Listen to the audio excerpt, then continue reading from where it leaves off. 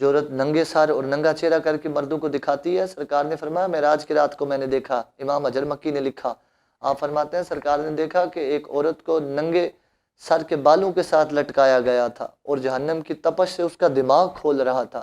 حضرت جبرائیل امین سے پوچھا گیا جبریل یہ کون خاتون ہے؟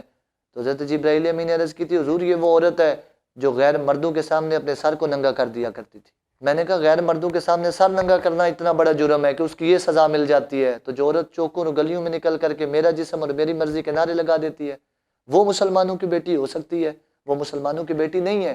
مسلمانوں کی بیٹی وہ ہے جو میرا جسم اور میرے رب کی مرضی کا نعرہ لگاتی ہے۔ مسلمانوں کی بیٹی وہ ہے جو یہ کہتی ہے کہ جسم تو میرا ہے مگر اس پر اللہ اور اس کے رسول کی مرضی چلے گی۔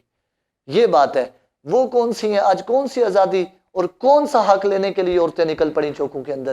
جو ان کو اسلام نہ دے سکا، وہ بھول گئیں کہ اسلام سے پہلے تو ان کو زندہ دفن کر دیا جاتا تھا، لیکن میرے آقا و مولا کی آمد کے صدقے اللہ نے ان کو ایسی عزت عطا فرمائی کہ ان بیٹیوں کو والدین کے لیے رحمت بنا کے پیش کر دیا۔ پھر وہ ماں جس کو منڈیوں میں بیچ دیا کرتے تھے بیٹے، آج اسلام نے اس کے پیروں تلے جنت کو رکھ دیا۔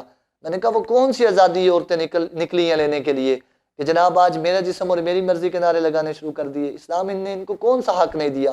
وراثت میں ان کو حق دے کر کے اسلام نے ان کو عزت عطا فرما دی۔ ادھر تو بات پردے کی آ جائے تو ایک چادر ان پر بھاری ہو گئی، ادھر حضرت ام خلاد آپ کا پتر شہید ہو گیا جنگ میں، سرکار جان عالم کی بارگاہ میں حاضر ہو گئی، آ کر کے عرض کرنے لگی۔ جب سرکار کی بارگاہ میں پہنچی نا تو رستے میں ایک صحابی نے روک لیا، عرض کی تھی اماں جان تہاڈا تے پتر شہید ہو گیا اور آپ نے برقع پہنا ہوا ہے۔ آگے سے جو انہوں نے جواب دیا، یہ آج مسلمانوں کی بیٹی پر چادر بھاری ہوئی۔ کیا بات کرنے لگی؟ انہوں نے کہا میرا پتر مریا، میری حیا نہیں مر گئی۔ آج ان کی حیا کدھر گئی؟ ان کا تو بیٹا شہید ہو گیا، پھر بھی آپ برقع کر کے سرکار کی بارگاہ میں آ گئی۔ مجھے بتائیں ان پر پھر اسلام نے ان کو کیا نہیں دیا کہ ان پر آج چادر بھاری ہو گئی؟ چوکوں میں کھڑے ہو کے یہ کون سی عزت کمانا چاہتی ہیں؟ کون سا جناب یہ آزادی لینا چاہتی ہیں؟ اور اسلام تو اتنی بھی اجازت نہیں دیتا۔ سرکار جان عالم نے فرمایا وہ عورت جو کسی جناب گلی سے خوشبو لگا کر کے نکل جائے، خوشبو لگا کر کے کسی محفل سے گزر جائے، تو سرکار نے فرمایا وہ بھی زانیہ ہے، وہ بھی بد کردار ہے۔ مفتی احمد ریاض نعیمی رحمۃ اللہ تعالی علیہ اس کی شرح میں لکھتے ہیں وہ بد کردار اس وجہ سے ہے کہ وہ ہے بے شک بے پردہ، لیکن وہ گزری خوشبو لگا کر، لیکن اس نے غیر محرم مردوں کو اپنی طرف مائل کرنے کی کوشش کی خوشبو لگا کر، یہ عادت بھی بری ہے۔ اس نے زنا کے سبب پر ابھارا، اور میں اس لیے سرکار نے فرمایا وہ عورت بھی زانیہ ہے۔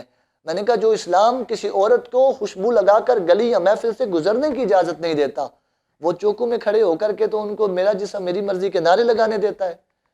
کیا ہو گیا آج؟ کدھر گئی ان مردوں کی غیرت جن کی بیٹیاں اور بہنیں گلیوں میں نکل آئیں؟ کل اللہ کی بارگاہ میں کیا جواب دیں گے؟ سرکار نے نہیں فرمایا ایک عورت 4 مردوں کو جہنم کے راستے پہ ڈال دے گی قیامت کے دن؟ ان کے بارے میں بھی پوچھا جائے گا۔ سب سے بڑا تو بدبختی وہ ہے جو کسی عورت کی بے حیائی پر آنکھیں بند کر لیتا ہے۔ اور پھر آج حکومت بھی خاموش ہو گئی، ادارے بھی خاموش ہو گئے۔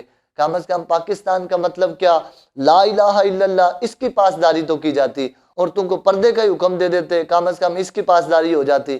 یہ پاکستان تو بنا اسلام کے لیے تھا، بنا ہی شریعت مطہرہ کے نفاذ کے لیے تھا، پھر آج اس میں یہ سارا مقصد کیوں کھو گیا؟ اٹھو عدالت الحبیب سے جڑ جاؤ، ذکر مصطفیٰ اور محبت مصطفیٰ کو عام کرو اور زمانے پہ چھا جاؤ، کیونکہ ہم اپنا معیار زمانے سے جدا رکھتے ہیں، ہم تو محبوب بھی محبوب خدا رکھتے ہیں۔ اٹھو عدالت الحبیب سے جڑ جاؤ، ذکر مصطفیٰ اور محبت مصطفیٰ کو عام کرو اور زمانے پہ چھا جاؤ، کیونکہ ہم اپنا معیار زمانے سے جدا رکھتے ہیں، ہم تو محبوب بھی محبوب